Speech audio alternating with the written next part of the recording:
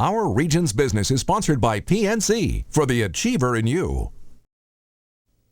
Welcome to Our Region's Business with your host, Bill Flanagan. Today on Our Region's Business, pushing healthcare out of the hospital and into the home. We'll find out what's driving the trend. Plus, tackling one of the biggest workforce challenges facing our region, our lack of diversity, with dignity and respect. But first, the state without a budget prepares for yet another budget address.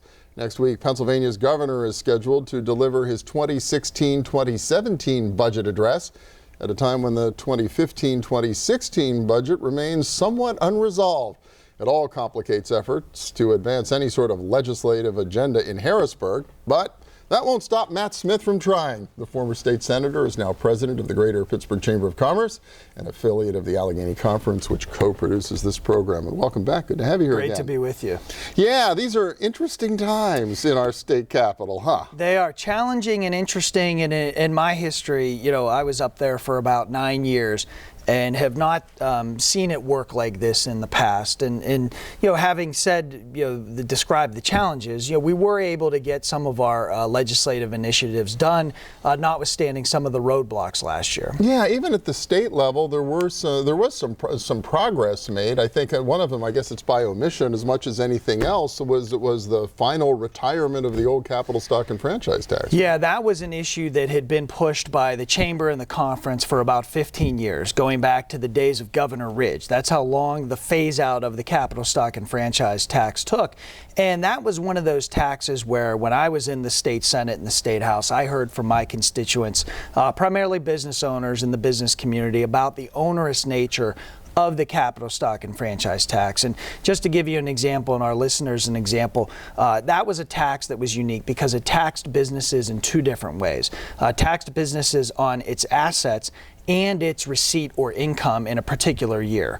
So it was really onerous. It made Western Pennsylvania and Pennsylvania as a whole really non-competitive as it relates to attracting business investment. So you're getting taxed on assets and income, and other states weren't doing that. Other so states, then more attractive to go somewhere else or not come here, right? Exactly. Yeah. Really made Pennsylvania an unwelcome state for business investment. So the Allegheny Conference and the Chamber worked for 15 years through the Compete PA Coalition, and the Chamber and the conference were actually the founders of the Compete PA Coalition, and that coalition worked for a number of years, not just with regard to the original phase out, but every year when the budget came around, making sure that the phase out continued. And we're very happy to report that once and for all, as of January 1st of this year, the capital stock and franchise tax is dead forever and will never be mentioned again by us, certainly, in a way, and we're hoping that it never comes back, certainly. So in that case, the fact that there was no budget and nobody actively re-put it,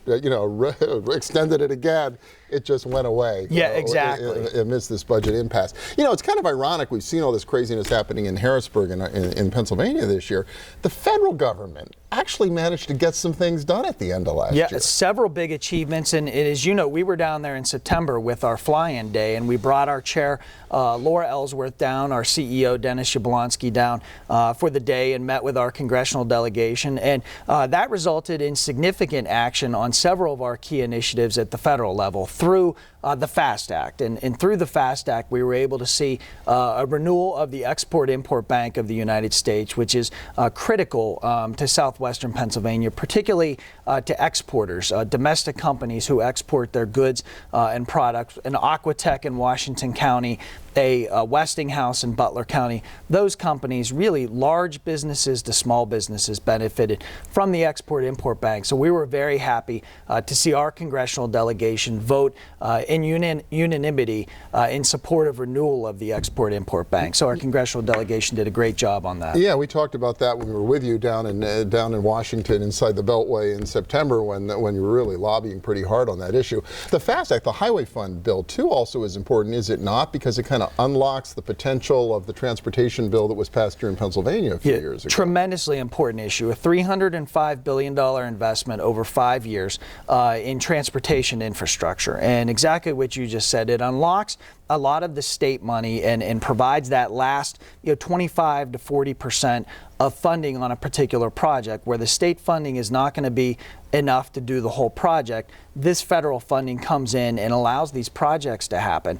And if you remember, for a number of years, going back 5 or 6 years, our highway trust fund was funded in 3-month and 6-month increments. So no one can really plan out 3 months, 6 months when you're talking about infrastructure. So it was critical that we not just get the highway trust fund recapitalized, if you will, but that we do it in a way where it provides sustainable revenue over a number of years. In this case, we know that it's going to be there for 5 years, so that you can do planning and other things as it relates to transportation infrastructure funding. As I recall, it was no foregone conclusion that the Highway Trust Fund or the ExportImport Bank would move, right? Yeah, these were both teetering on the edge in the last half of 2015, and through our push, and again, working with our congressional delegation, tremendous partners on both of these issues, and these were not foregone conclusions, as you said, that they were going to happen. So it took bipartisan support from our congressional delegation, and I look at it. I quote Mayor Lawrence and Governor Lawrence, one of the conference founding fathers, if you will, around transportation infrastructure. Bridges aren't Democratic and roads aren't Republican, right? So we were able to bridge the gap with our congressional delegation, bring Democrats and Republicans together, and get this done. And it's a big win for the region. And it wasn't just our region, too. I understand you work with other chambers from all over this part of the United States to push these sorts of ideas? Yeah, that's exactly right. Most of our federal efforts are done through the Great Lakes Metro Chambers Coalition. So we're able to work with our sister and brother chambers from around the Great Lakes region, the Cleveland Chamber, Buffalo, Detroit, all significant members of the coalition. And through that coalition, we're able to really leverage the resources that we have as a region. The Great Lakes region is a tremendous economic engine for the United States. So through that coalition, we're able to leverage our assets and move legislation like the FAST Act through Congress. And I have to give a very specific compliment to Chairman Schuster, who is part of our 10-county footprint here in southwestern Pennsylvania. He did a great job in taking leadership in getting the FAST Act done and bridging that gap between Democrats and Republicans. There are only a few seconds left. Governor Wolf's going to do his budget address next week. Is there any reason for optimism that everybody's going to find a way to work together? Yeah, I'm the eternal optimist. So I always look at the glass as half full, and we're hopeful that a lot of our issues like pension reform will see the light of day in 2016. Significant progress in 2015, didn't quite get across the goal line, but we think 2016 will be a bright year for many of our state initiatives. All right, Matt Smith, President of the Greater Pittsburgh Chamber of Commerce, thank you so much. Thank you. All right, good luck there in Harrisburg. Next up, tough new cost-saving rules from Medicare are pushing health care out of the hospital and into the home. We'll find out what it means to patients and providers when our region's business returns. Stay with us.